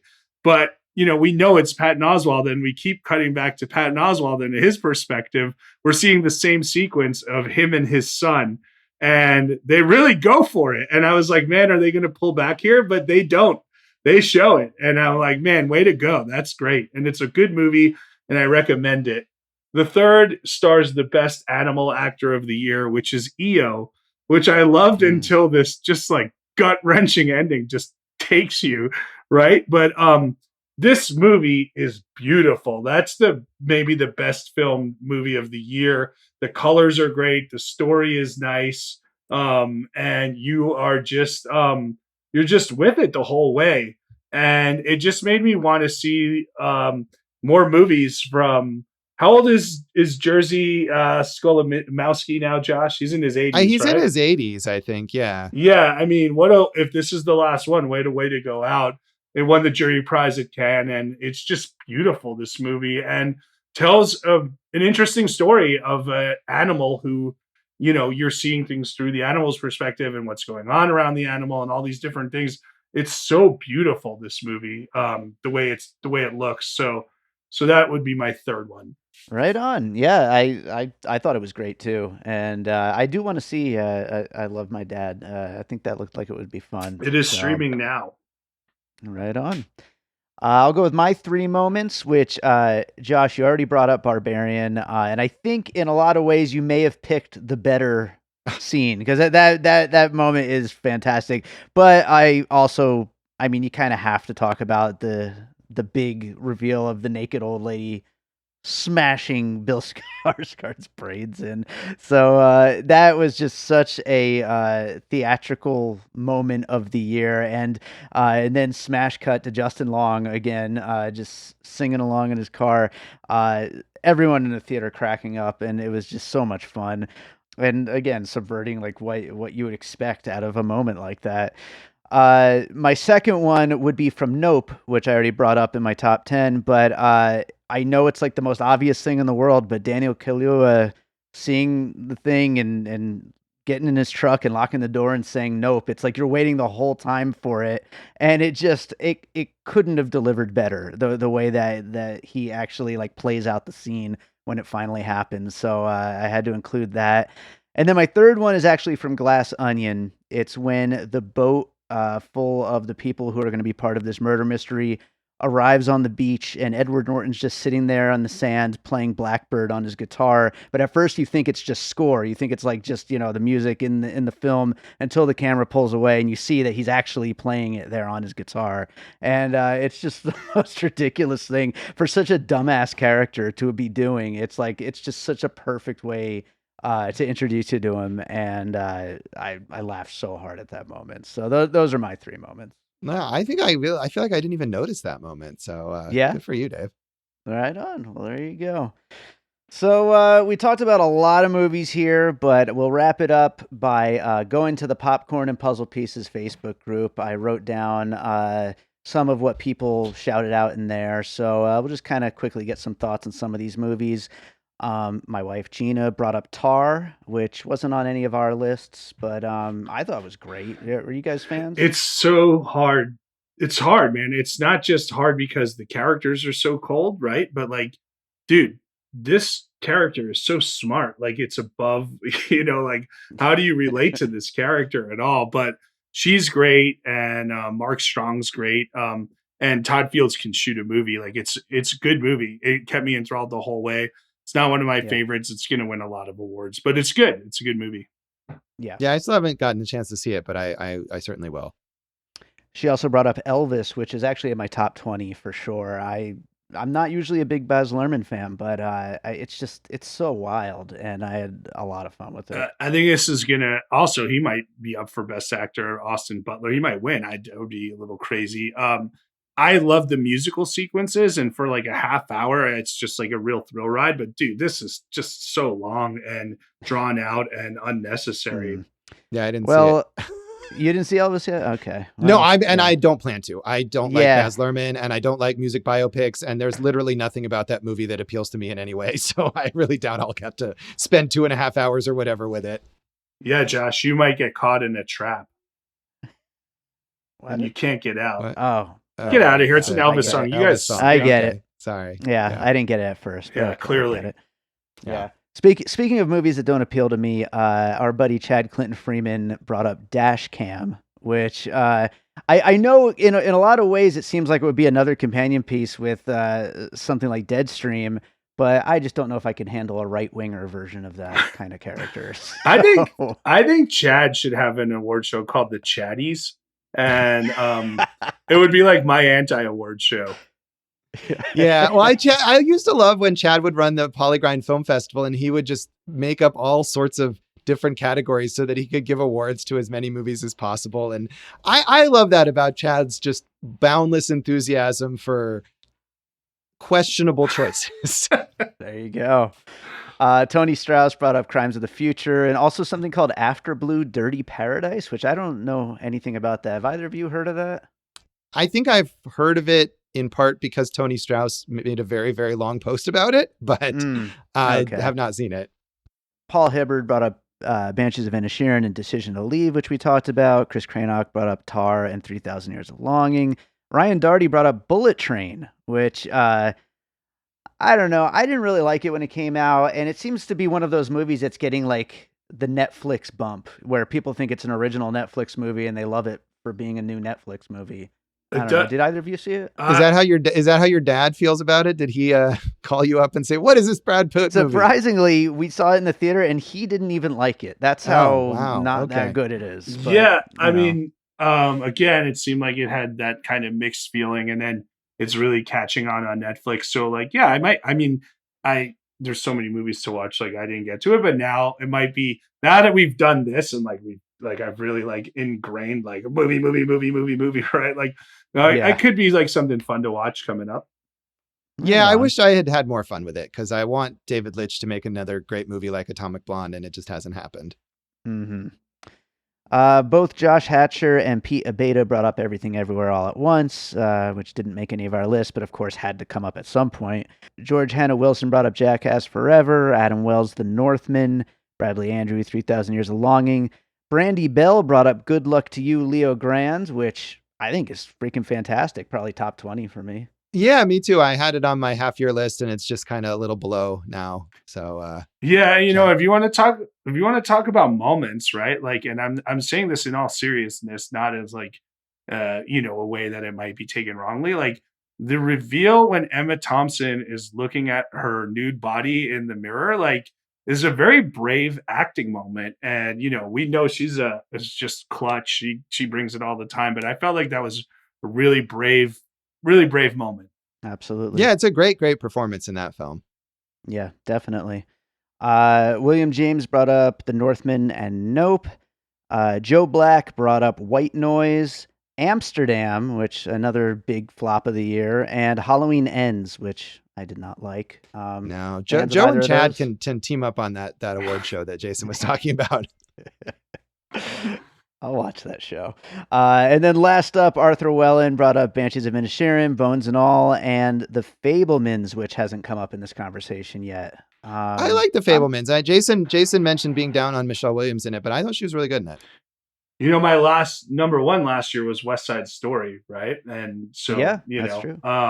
I just felt like, again, we talked about this auteur childhood thing, and it was fine, but it was a bit kind of vignette-y, and it didn't all add up for me. And I just think like it's fine, but it didn't crush, it didn't hit it out of the park for me. Yeah, I'm kind of in the same boat. Like I like a lot of things about it, but overall, it didn't quite work as well as some of the other directors looking back at their childhood kind of movies or celebrations of cinema movies. But it might win all the awards, right? Because it's It very well like might. saying like, "Yeah, I love movies." So I mean, I think I liked it more than you guys did, and I would be certainly happier than seeing the Banshees of Inisherin win all the awards. Well, guys, we made it under 2 hours. What's going on? Plug some stuff. What's going on with you guys? We're doing Awesome Movie Year still, right? Is that still a That's thing, right. Jason? It seems to be. Who knows by the time this is released what'll happen in this world, Josh. Yeah, we're in Awesome Movie Year. We're wrapping up 1953, which I think has been one of the most interesting seasons because I hate every movie in there. And Josh loves a lot of the movies, but it's cool. And we're going to go more modern with our, we keep jumping around. So I asked for a very modern year coming up, and I think that'll be really interesting. Yeah, I like that we can have that kind of broad scope in Awesome Movie Year and go way, way back and then talk about recent releases and just celebrate the history of cinema, much like The Fablemans does. We're really the Fablemans of podcasts, I think. Yeah, and not just the Michelle Williams of podcasting. Yeah, not just because anti-Semites call us cruel names, Josh. Yes, yeah. So should we plug all the things, right? AwesomeMovieYear.com, Awesome Movie Year on Facebook and Instagram, Awesome Movie Pod on Twitter. Follow us, talk to us, tell us what your favorite movies of 1953 are. Yeah, tell me what an idiot I am for hating all these things. You know where to find me on the socials. Yeah. There you go. Right on, guys. As always, it's great having you on these end of the year episodes, and I look forward to getting you both back for other episodes soon. Yeah, can't wait. Bye.